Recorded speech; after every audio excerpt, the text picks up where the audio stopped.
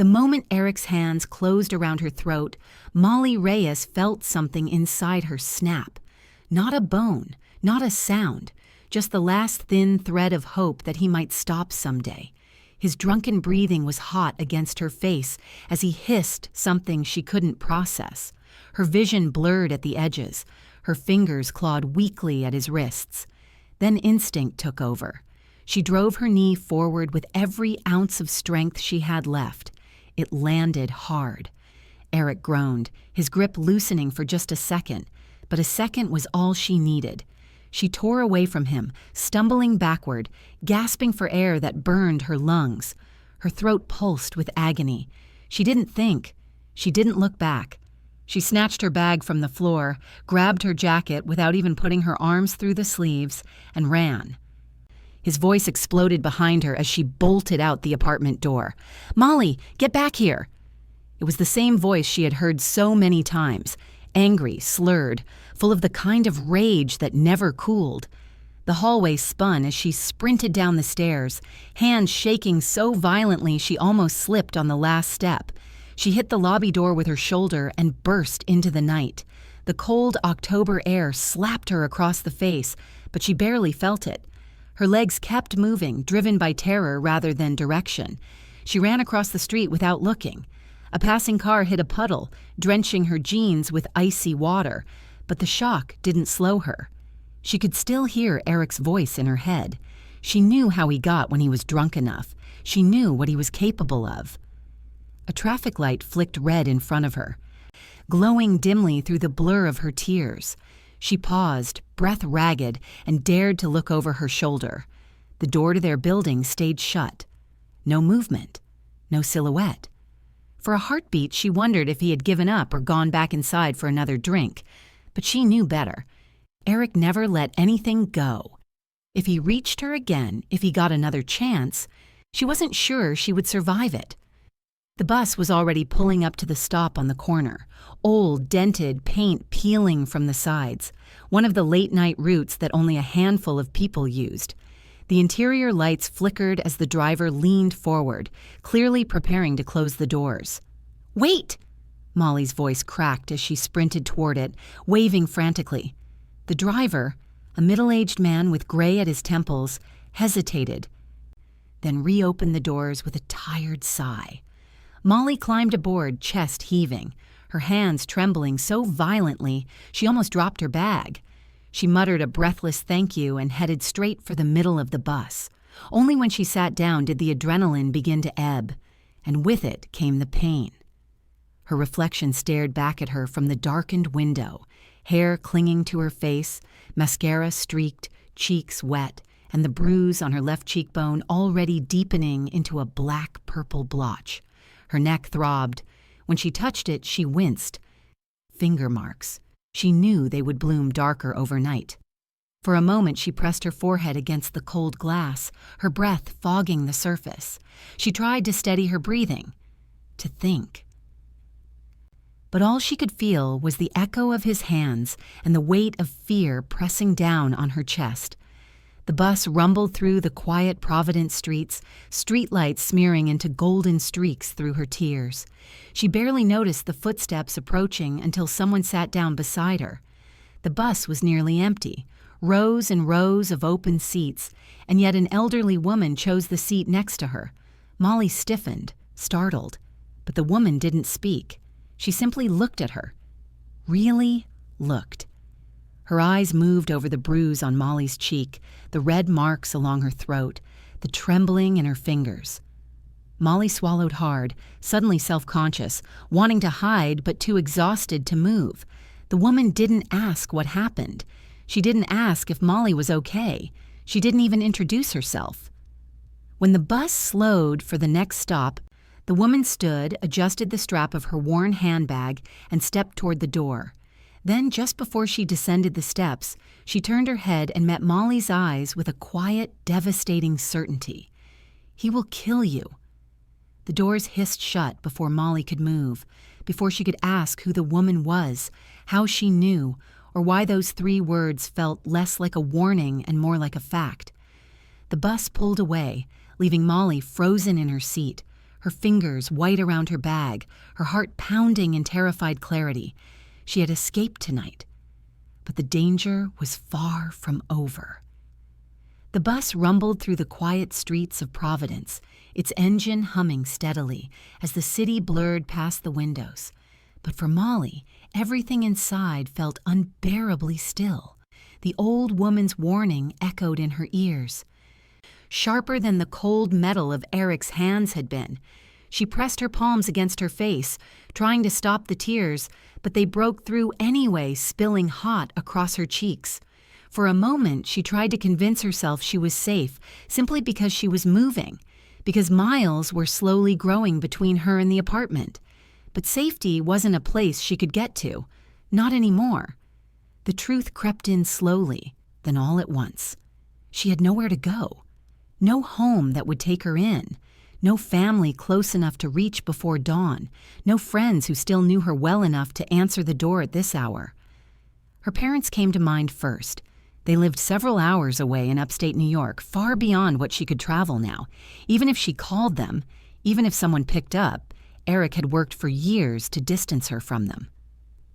"You don't need to visit," he would say. "They don't like me, they judge you, they fill your head with ideas." At first she believed he was just insecure. Later she understood it was control. But by then, the calls home had become less frequent. Eventually, they stopped altogether. Molly wiped her eyes, trying to breathe. The bus jolted over a pothole, and she startled, instinctively pulling her jacket tighter around her body, as though it could shield her from the memories crowding in.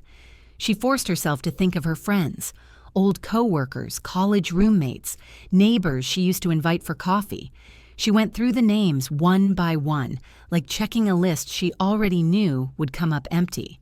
Eric had chipped away at each relationship. With one friend, he claimed she was a bad influence. With another, he accused her of flirting too much. With a third, he started fights until Molly felt too embarrassed to see them again. People drifted away. She retreated further, and Eric filled the space, becoming her entire world, the center of it and the walls around it.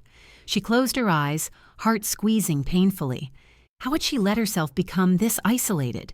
How had she not seen what was happening? The bus slowed for a red light, and Molly's gaze drifted to a row of storefronts passing by, places she had once visited, once enjoyed, once felt welcome in. She didn't even know if those people would remember her now. Her life had shrunk so quietly she barely noticed until there was nothing left of it. Nothing, and no one, except one name: Natalie. Molly's breath caught. Natalie Brooks had been her closest friend for years. Someone she trusted completely, someone who tried to warn her about Eric early on, and for that reason, Eric resented her. He called Natalie manipulative, jealous, toxic. He banned Molly from seeing her.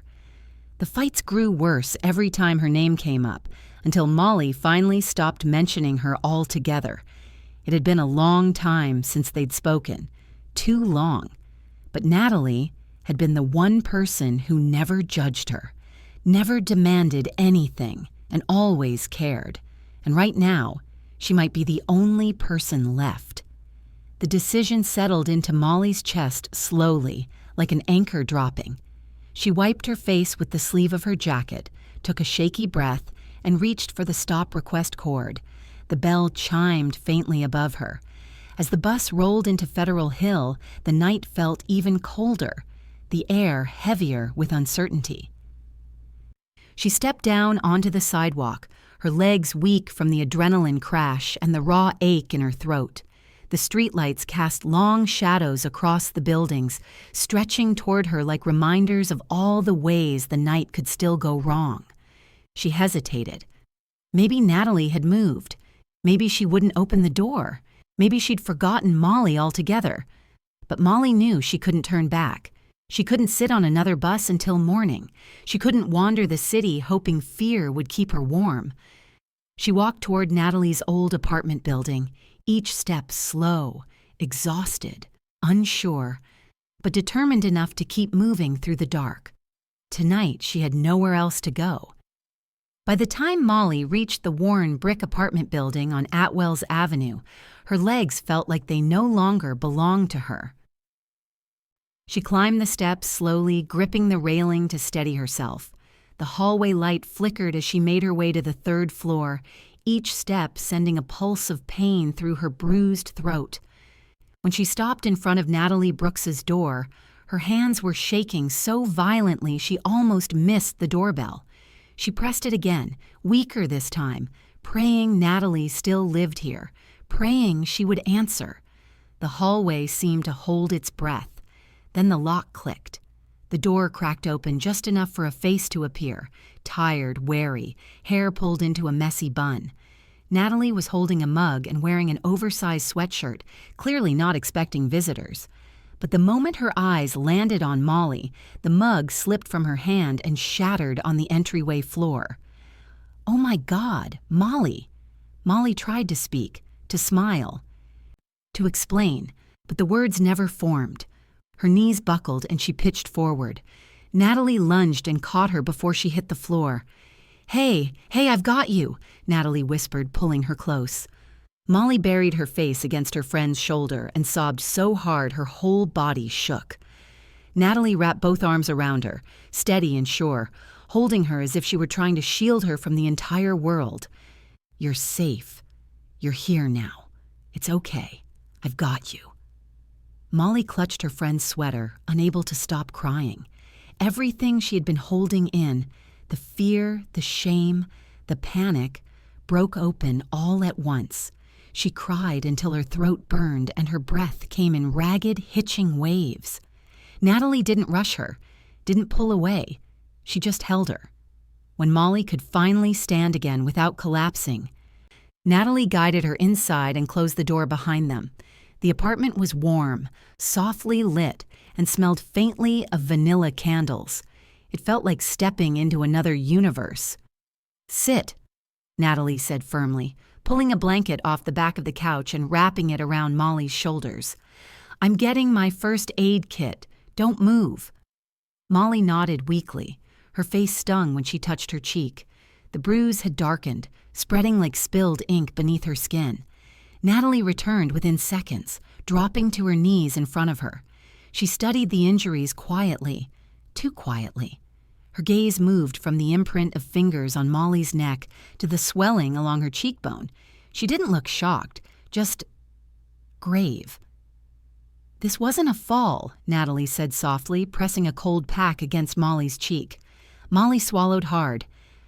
"No." "Okay," Natalie murmured, her tone calm but threaded with something sharper, a focused urgency Molly didn't yet understand. "Tell me what happened." Molly tried to start, but her voice cracked. Natalie placed a steady hand against her arm. "Take your time." So Molly inhaled shakily and told her everything.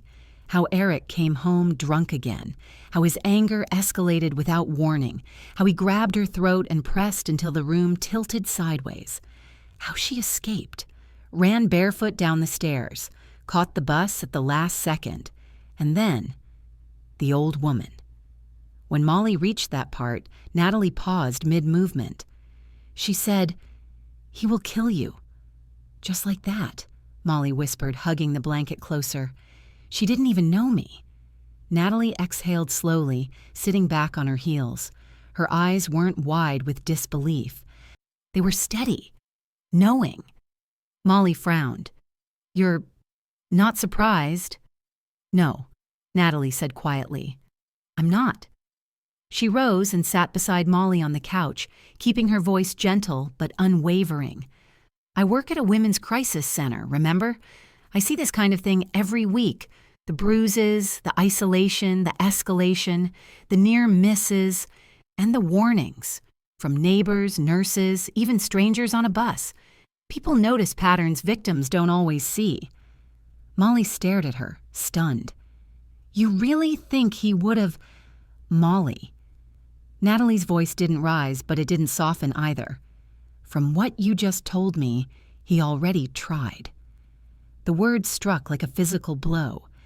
Molly's breath hitched, fear rising again, but Natalie reached out and took her hand, grounding her. "You did the right thing coming here," she said. "You're not alone tonight, and you are not going back to him. Not now. Not ever." Molly's chest tightened, but this time it wasn't panic. It was relief so overwhelming she almost sobbed again. For the first time all night, she felt like she wasn't drowning. Natalie squeezed her hand. "We're going to figure this out. Together." Natalie didn't turn on the overhead lights. She kept the apartment dim and warm, as if instinctively knowing that anything too bright or sudden might make Molly recoil. She guided her back to the couch, placed a soft blanket around her shoulders again, and sat beside her. "You need to understand something," Natalie began gently, but her tone carried the steady clarity of someone who had said these words to frightened women many times before. "What happened to you tonight? It's part of a pattern. It doesn't start with strangling. It escalates to it." Molly stared at the bruises on her own hands, her voice barely audible. "The woman on the bus. How did she know?" Natalie rested her elbows on her knees and clasped her hands together, thinking for a moment before answering. Because the signs are visible, especially to women who've lived through it or worked with survivors. In the U.S., strangulation is one of the biggest red flags in domestic violence cases. It's a predictor of future homicide. Most older women know that, either from experience or from watching people around them. Molly's stomach twisted. She hadn't wanted to hear the word homicide, not spoken so plainly, not connected to her. But Natalie didn't flinch. She wasn't trying to scare her. She was grounding her in reality. "That woman didn't need to know your name," Natalie continued softly. "She saw your neck, your face, your shaking hands, and she knew." Molly drew the blanket closer, the weight of the truth pressing down on her chest. She had spent years convincing herself Eric wasn't one of those men, and yet here she was, with bruises that told their own story. Natalie stood. "You're staying here tonight. No arguments. I don't want to be a burden." "You're not," Natalie cut in firmly. "You're safe here. That's what matters." She disappeared into the hallway and returned with bedding, fresh sheets, a thick comforter, and a pillow that smelled faintly of lavender detergent. She set everything up on the living room couch with calm, practiced movements, as if she had done this 100 times for other women who fled in the dead of night. Molly tried to help, but her hands wouldn't stop trembling. Natalie gently lowered her back down. "I've got it." Once the couch was made, Natalie brewed chamomile tea and placed the warm mug between Molly's palms. The heat soothed her, shaking a little, but not enough. Every distant car horn made her jump. Every sound from the hallway made her heart race. Even the hum of the refrigerator felt too sharp, too sudden. Natalie sat across from her, legs folded, watching her with steady compassion. "Listen to me," she said quietly. "Tomorrow morning we're going to the ER. They'll document every bruise and injury. Photos, notes, everything. It's important evidence." Molly swallowed. "Do I have to?" "Yes," Natalie said, not harshly but with unwavering certainty. "Hospitals in Rhode Island know how to handle domestic assault cases. They'll give you discharge papers with medical statements, and after that, we go to the police." A fresh wave of fear washed over Molly. "Eric will be furious." Natalie leaned forward. "I know. That's why we're also filing for a restraining order. The hospital documentation helps with that, too. And the sooner it's on file, the sooner the police can intervene if he tries to come near you again." Molly stared down at her tea, watching the steam fade. The words restraining order felt foreign, heavy. She never imagined her life would come to this. Medical records, police reports, legal protection. But Natalie spoke with such calm authority that some small part of Molly believed it might actually work. "I'll go with you to every step," Natalie added. "You're not doing any of this alone." Molly's eyes stung again. "Thank you." Natalie smiled sadly. "There's nothing to thank me for. I care about you. And you're alive tonight because you listened to your instincts. That's not weakness. That's strength." As the night dragged on, Natalie dimmed the lights even further and sat nearby, scrolling through resources on her phone. Shelter numbers, legal aid contacts, crisis center staff she could call in the morning if needed. But she didn't leave the room. She stayed within sight, aware that Molly flinched every time she lost track of where someone was. Hours crept by. The clock ticked past 2, then 3. Molly lay curled under the comforter, but couldn't settle. Every creak from the building made her jolt upright. Every shadow sent her pulse racing. The bruise on her neck throbbed in time with her heartbeat. It wasn't until the first faint hint of dawn touched the window, pale gray light softening the darkness, that exhaustion finally overtook her. Her breathing evened out. Her fingers relaxed their grip on the blanket. But even in sleep, her body trembled. Natalie watched her with quiet determination.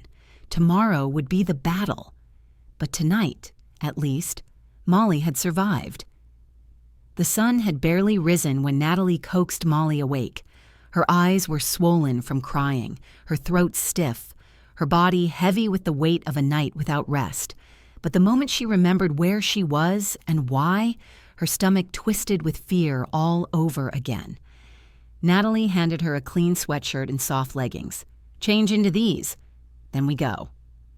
The ride to Rhode Island Hospital was quiet except for the hum of the heater. Molly sat with her hands clasped tightly in her lap, staring out the window at the city slowly coming to life. Every time a car passed too close, she flinched. Every time her phone buzzed from inside her bag, missed calls, Eric. Her heart dropped into her stomach. Natalie didn't tell her to turn it off. She simply said, "We'll show everything to the police." Inside the ER, the triage nurse took one look at the bruises on Molly's neck and immediately called for a forensic nurse examiner, a FNE trained specifically for domestic and sexual assault cases. Molly didn't realize the significance until she saw the nurse's badge clipped to her collar. Forensic Nursing Program. They guided her into a private room with soft lighting and handed her a warm blanket. The forensic nurse, a calm woman in her 40s named Stephanie, introduced herself gently. "I'm here to document your injuries for both your medical care and any legal actions you decide to take. You're in control of this process. I'll explain everything before I do it." Molly nodded, but her voice wouldn't come. Natalie sat near her, never interrupting, never leaving. Stephanie began with a medical exam, checking Molly's breathing, swelling in her throat, the tenderness along her jaw, the bruising beneath her collarbone. Then she brought out a camera. "These photographs will go into your confidential forensic record. The police will request them as evidence with your permission." Molly swallowed hard as the flash illuminated her injuries. Each click of the shutter felt like a strange validation. Proof that what happened to her wasn't exaggerated or imagined. It was real, visible, documented. Stephanie asked questions one by one. "Has he ever hit you before?" Molly nodded. "Has the violence escalated over time?" "Yes." "Had he strangled you before last night?" A long pause. "He put his hands on my neck once, but not like this." Stephanie scribbled notes with quiet precision. "Non-fatal strangulation is extremely serious. I'm glad you came in." The words echoed Natalie's warnings from the night before. By the time the exam ended, Molly had discharge papers, medical documentation, forensic photographs, and a resource sheet for domestic violence survivors. She clutched the folder to her chest like a life vest. "Take these to the police," Stephanie said. "And don't go home under any circumstances. Not today. Not until the order is filed." Natalie squeezed Molly's shoulder.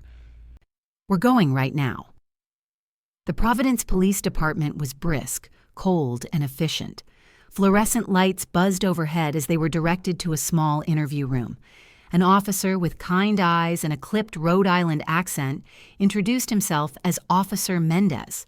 He waited until Molly sat down before beginning. "Tell me what happened." It took several minutes for her voice to steady enough to speak. Natalie sat beside her, silent support. Molly told everything, from the first time Eric yelled at her, to the jealousy, to the isolation from friends and family, to the controlling behavior, to the nights he came home drunk and violent. When she described last night's strangling attempt, Mendez's expression hardened. "And you fled the apartment immediately?" "Yes." "Did he pursue you?" "He yelled after me." "I don't know if he followed. I just ran." "And you have injuries?" She lifted her hair to show the bruising along her neck. Mendez inhaled sharply. "That's enough for a criminal complaint." His seriousness startled her. "People die from what he did," he said plainly. "You did the right thing coming here." For the first time in years, Molly felt heard. Not dismissed, not doubted, not blamed. The officers helped her complete a formal domestic violence report. They filled out paperwork for an emergency protective order, explaining how a judge would review it that same day. They asked for Eric's full name, address, employer, and any weapons he kept in the apartment.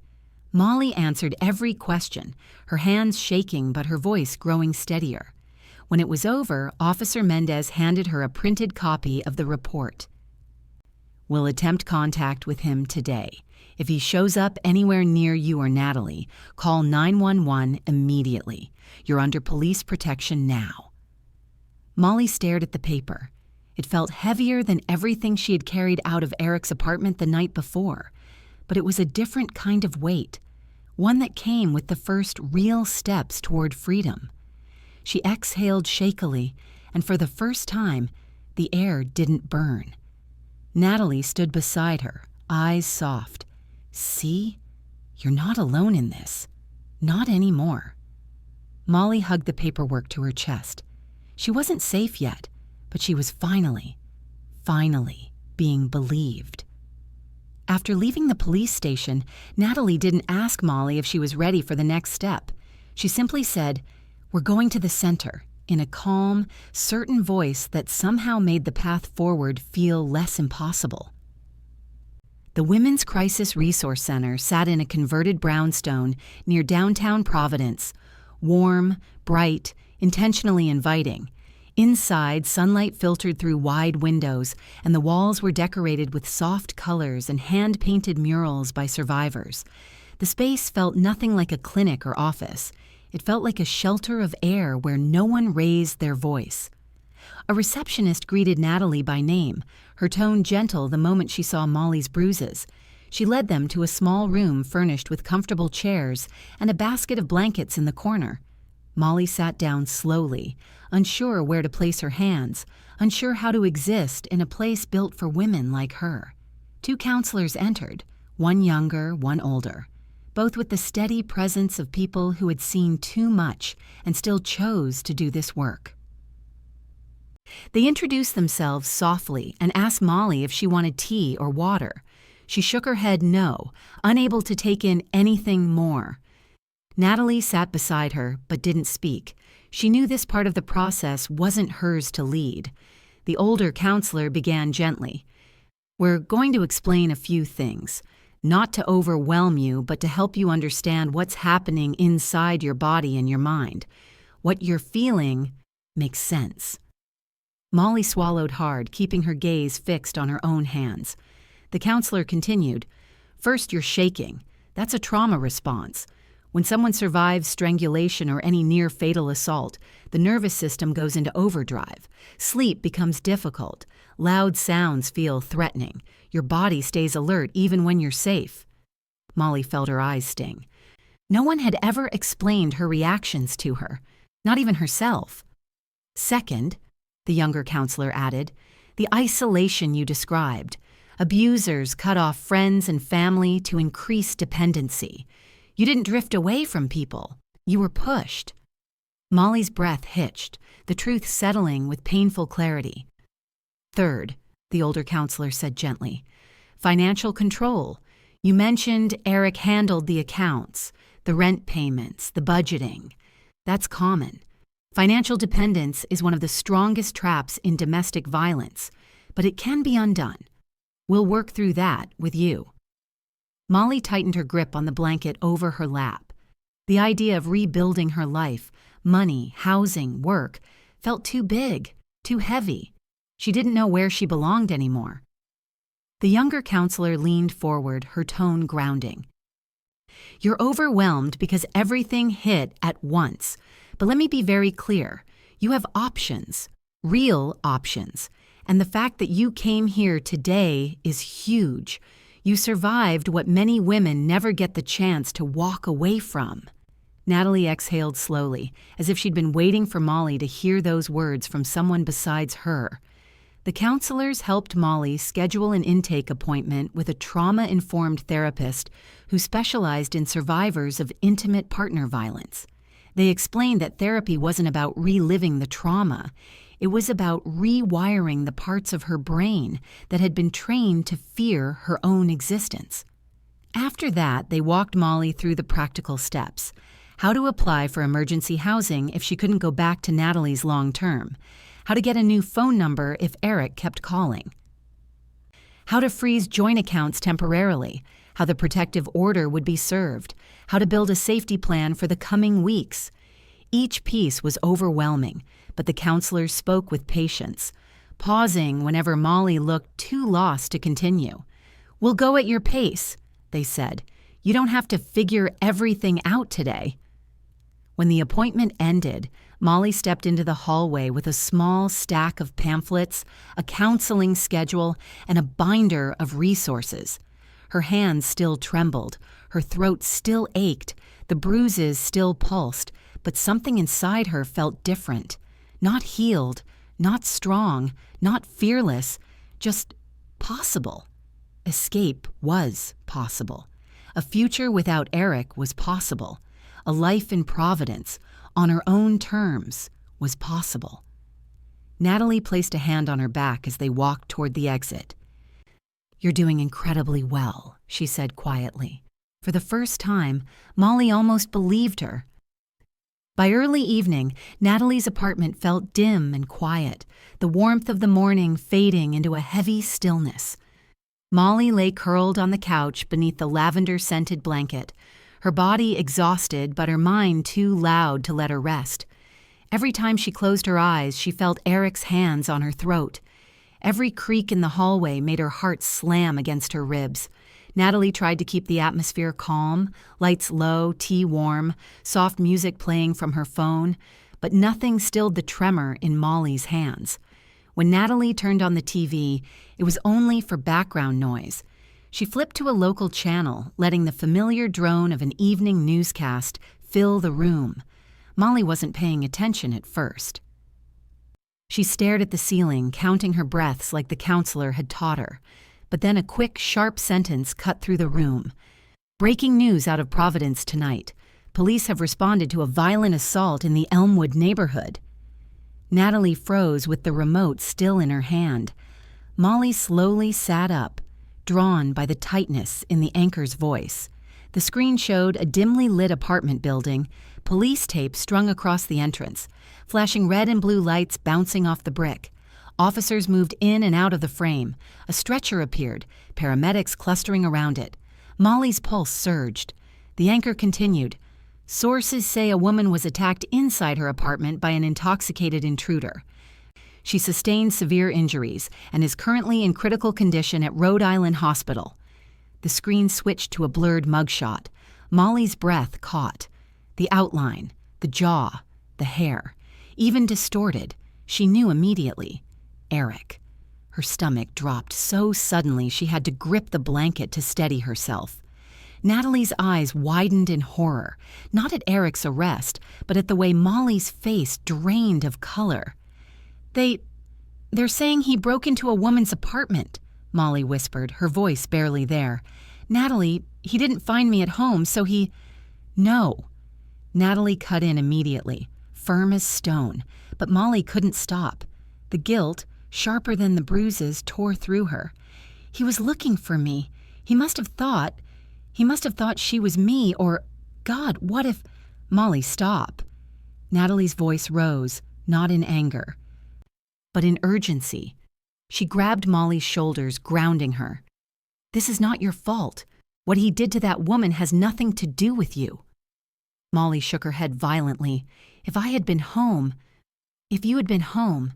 you might be dead." Natalie's words were blunt, and she didn't apologize for them.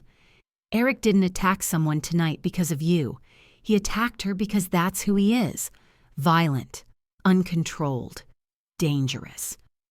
The news anchor's voice droned on in the background, describing the woman's injuries. Molly pressed her hands to her mouth, her breath trembling. She could see her own apartment in her mind, the door she slammed behind her, the hallway she ran through, the footsteps she imagined behind her. She could see Eric stumbling drunk, enraged, looking for someone to hurt. If she hadn't left that night, if she hadn't gotten on the bus, if she hadn't escaped his grip, the blurred photo on the screen could have been her. The stretcher could have been hers. The critical condition update could have been about her body lying in the ER instead of giving a statement. The realization crashed over her like a wave of ice. "I should have told someone sooner," she whispered. "I should have gotten help earlier. Maybe none of this would have—" Natalie knelt beside her and took her trembling hands. "You did the best you could while living in fear. You survived. You came forward. That woman, she was hurt because of him. His choices, his violence, his actions." Molly's vision blurred with fresh tears. "It feels like it's my fault." "That feeling," Natalie said softly, "is part of the trauma. Victims blame themselves because it's easier than accepting how little control they had. But listen to me carefully. This guilt doesn't belong to you. Every bruise, every broken thing, every act of violence he committed belongs solely to him." Molly lowered her head, sobs shaking through her again. But these tears were different. They weren't grief for Eric or fear for herself. They were the crushing weight of understanding just how narrowly she had escaped. Natalie held her until the shaking eased, whispering the same truth over and over like a lifeline. "You are not responsible for what he did. You are only responsible for surviving."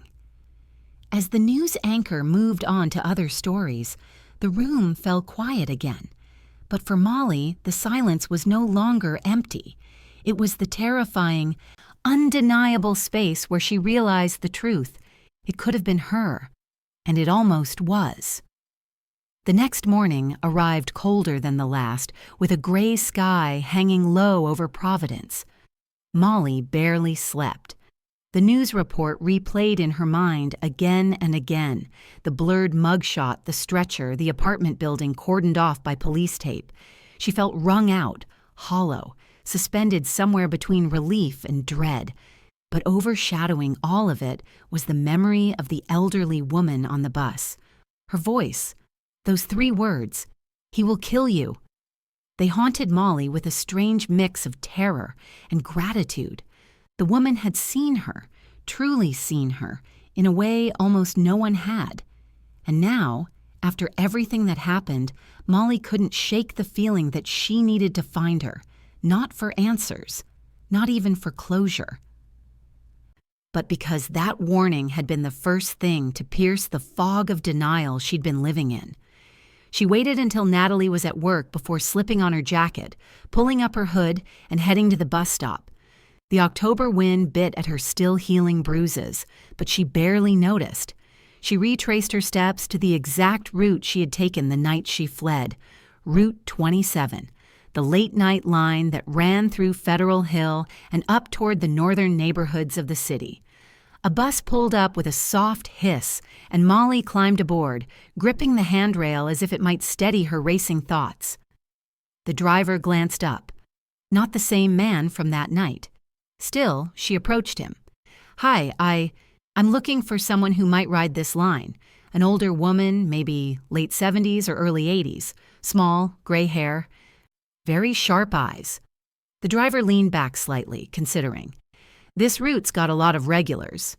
Let me think." Molly waited, her pulse tapping nervously at her throat. Finally, he nodded. "I think I know who you're talking about. She rides a few days a week, usually gets on near Hartford Avenue and off around Elmhurst." Molly's breath caught. Elmhurst. She didn't know why the name sent a strange shiver through her. Fear, anticipation, something else. But her chest tightened all the same. "Does she always ride at night?" Molly asked. Not always, sometimes afternoons, sometimes early evenings. Independent lady, keeps to herself. Molly thanked him and stepped off at the next stop, her heart pounding. Elmhurst wasn't far, a quiet neighborhood north of downtown, mostly old homes, small apartment buildings, and pockets of trees that still held onto their last October leaves. She'd been near there once or twice before, but now the streets felt different, as though carrying a faint thread that tugged her forward. She walked along the cracked sidewalks, scanning every passerby, every porch, every bus stop bench. She didn't know what she would say if she found the woman. "Thank you? How did you know? Why me?" Or maybe she only needed to see her again to feel grounded, to know her survival wasn't just chance. It was connected somehow, woven into something bigger she didn't yet understand. At a small corner store, she bought a bottle of water and asked the clerk if he knew an older woman who rode Route 27 regularly. He shook his head, then called to another customer. That customer shrugged. Molly thanked them and stepped back out.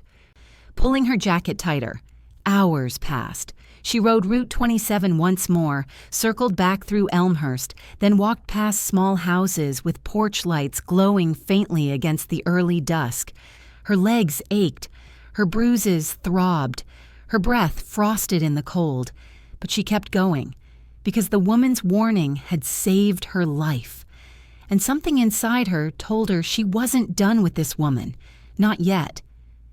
As twilight deepened, Molly paused at a bus stop bench, rubbing her hands together for warmth. A Route 27 bus approached in the distance, headlights cutting through the blue-gray evening. She stood slowly, her heart climbing into her throat. Maybe this time. Maybe she would be on this bus. Maybe tonight the thread would lead her to the woman who saw her truth before she was brave enough to speak it. Hope and fear twisted together as the bus sighed to a stop. Molly stepped forward. The third time Molly rode Route 27, she felt something shift. Not certainty, she didn't have anything close to that, but a quiet pull in her chest, an instinct she couldn't explain. She got off near the Elmhurst neighborhood again, following the soft map the bus driver had sketched in her mind. Older homes, small porches, narrow streets, a woman who keeps to herself. This part of Providence felt older than the rest. Tall oaks lining the sidewalks, weathered fences, porch lights casting amber halos on early evening leaves. Molly walked slowly, scanning every small wooden house. Her breath fogged in front of her, the cold catching the fading bruise on her jaw. She questioned herself with every step. What if she was wrong? What if the woman didn't want to be found? What if this was all some misguided attempt at closure? But then she turned a corner and stopped. A small blue house sat at the end of the street, its paint chipped, its porch lit by a single warm bulb. The curtains in the front window twitched slightly, as if someone inside had been watching her approach. Molly hesitated, then climbed the porch steps. She raised her hand to knock, but before she touched the door, it opened. The elderly woman from the bus stood there. Her silver hair was tied back neatly, her frame small but steady, her eyes sharp and kind all at once. She didn't look surprised. She looked like she had been expecting her. "You came," the woman said softly. Molly's breath faltered. You remember me." "I don't forget faces carved by fear," the woman replied. "Come in, dear." Her voice carried no judgment, only recognition. Inside, the house was warm, filled with the quiet smells of chamomile and old books. Framed photos lined the walls, smiling women, groups gathered at what looked like community events, certificates from various organizations, a knitted blanket draped over an armchair. Everything felt lived in, gentle. The woman motioned to the couch. "Sit down, sweetheart. I'm Margaret O'Connell." Molly sat carefully, hands twisting in her lap. She didn't know where to start, didn't know how to thank someone who had saved her life with 3 words. Molly began, but her voice cracked. "I've been trying to find you for days. I didn't know your name. I didn't know if you would even talk to me. But I needed to know how you knew I was in danger." Margaret pulled a chair closer and sat across from her, her expression softening in a way that made Molly's chest tighten. "I knew," she said gently, "because I've spent more than 40 years helping women escape men like the one who hurt you." Molly blinked, stunned. "I was a counselor," Margaret continued. "First at a women's shelter, then at a crisis hotline, later at a domestic violence center here in Providence. I retired years ago, but it never really leaves you. You learn things, patterns, signs, signals the body gives off long before the mind accepts what's happening." She reached out and took Molly's trembling hand. "When you walked onto that bus," Margaret said quietly, "your posture told me everything. The way you kept your arms tucked in close, the way your feet angled toward the exit as if you were ready to run again, and then your injuries, your cheekbone, your neck, bruises shaped by fingers, not accidents." Molly swallowed hard, tears blurring her vision. "Women who have been strangled," Margaret said, "carry a look in their eyes. It's a mix of shock and survival. I've seen it hundreds of times. It's the look of someone who knows she almost didn't make it." Molly pressed a hand to her mouth as a sob escaped. Margaret moved to sit beside her. "And when I said those words, I didn't say them to frighten you. I said them because it was true. He would have killed you. Not because of anything you did, but because violence escalates. It always escalates." Tears rolled down Molly's cheeks, and Margaret wrapped an arm around her shoulders, guiding her gently until her head rested against the older woman's shoulder. "You were not responsible for his actions," Margaret whispered. "You did not provoke them. You did not deserve them. You did not cause them." Molly shook, tears soaking into Margaret's sweater.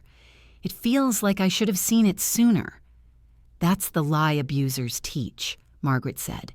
"They train you to rewrite reality, to minimize danger, to believe you're overreacting, even when your life is on the line."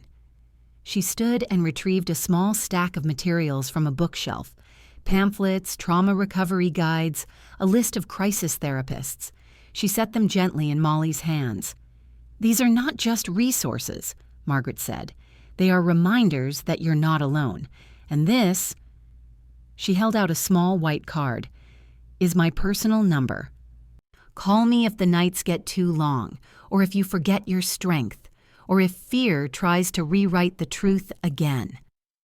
Molly clutched the card to her chest, overwhelmed by gratitude, by grief, by the strange comfort of being truly understood. For the first time, she felt something inside her loosen, not fully, not permanently, but enough to breathe. Margaret placed a hand over hers. "You survived, dear, and now you get to rebuild." When Molly stepped out of Margaret O'Connell's home, the late afternoon air felt different. Colder, yes, and sharp enough to sting her healing bruises, but clearer somehow, as if the world had shifted a fraction to the right, aligning her with a path she hadn't realized she was allowed to walk. She wrapped her jacket tighter around herself and started down the quiet Elmhurst sidewalk. Margaret's card tucked in her pocket and a small stack of resources pressed against her chest. She didn't feel cured. She didn't feel strong. But she felt steady. For the first time since running from her apartment, her legs moved without trembling. Natalie picked her up a few blocks away. She didn't ask where Molly had been, not yet. She simply looked at her friend's face and saw the shift, small but unmistakable. "You found her," Natalie said quietly. Molly nodded. "Her name is Margaret." Natalie didn't press. Instead, she reached over and squeezed Molly's hand, understanding instinctively that whatever had happened inside that little blue house was something sacred, something that didn't need to be dissected right away. When they returned to Natalie's apartment, the living room was dim with the yellow glow of a single lamp. Molly set the pamphlets on the table and sank into the couch, exhaling for what felt like the first real breath she'd taken all day. Natalie hesitated before sitting beside her. "There's something I need to tell you," she said gently. "I got a call from one of the officers at the station." Molly tensed automatically. "Eric has been officially charged," Natalie continued. "Felony assault. The woman he attacked, she survived. She's in critical condition, but alive." Molly closed her eyes as the weight of the news sank in. A mix of emotions washed through her: relief, sorrow, rage, guilt. But none of them swallowed her whole this time. Instead, they settled into distinct corners of her mind, each one painful but no longer drowning her. "Is she—" Molly's voice cracked. "Is she going to make it?"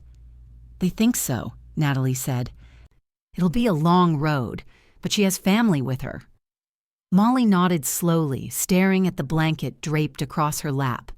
"I keep thinking, that should have been me." Natalie didn't correct her softly this time. She corrected her firmly. "No, it could have been you, but it wasn't, and that is not a burden you're required to carry." Molly swallowed. The guilt didn't evaporate. It probably wouldn't for a long time, but something inside her settled at Natalie's words. She wasn't responsible. She had been a target, not a cause. For the next hour, they sat together in quiet companionship. Natalie drafted a list of the next steps: court dates, meetings with victim advocates, continued communication with detectives. Molly scheduled her first formal therapy session for the following week. The counselors from the crisis center had already sent her intake paperwork and a safety plan template. Molly followed every instruction, not out of obligation or fear, but because it felt like choosing herself, piece by fragile piece. As evening deepened, she walked to the small balcony outside Natalie's apartment. The city buzzed faintly below, distant traffic, murmuring voices, the rhythmic rustle of wind in the street trees. Providence felt different tonight, not exactly safer, but less threatening, as if the city itself had stepped out of the shadows with her. Her phone buzzed in her pocket, an unknown number. For a moment, she froze, dread prickling the back of her neck, but when she answered, a gentle voice greeted her. "Molly, it's Margaret." Molly's shoulders relaxed instantly. "Hi. I wanted to make sure you got home all right," Margaret said. "The first few nights are the hardest. The quiet can feel heavy. Don't let it turn into fear." A lump formed in Molly's throat. "Thank you for everything." "You don't owe me thanks," Margaret replied. "Just keep going. Healing isn't a straight line, but each step forward counts." After they hung up, Molly stayed on the balcony a while longer, watching the lights flicker across the skyline. She touched the bruises on her neck, still tender, still dark, but no longer defining her. She wasn't healed, not yet. Maybe not for months, maybe not fully ever. But she was alive, she was safe, she was believed, and she was no longer alone. Later that night, as she settled onto the couch with a thicker blanket and the faint scent of chamomile lingering in the air, she whispered a truth into the quiet: "I get to start over." It wasn't triumphant, it wasn't loud, it wasn't dramatic. It was grounded, steady, real. A beginning born from survival, not perfect, not complete, but hers. And for the first time, that was enough.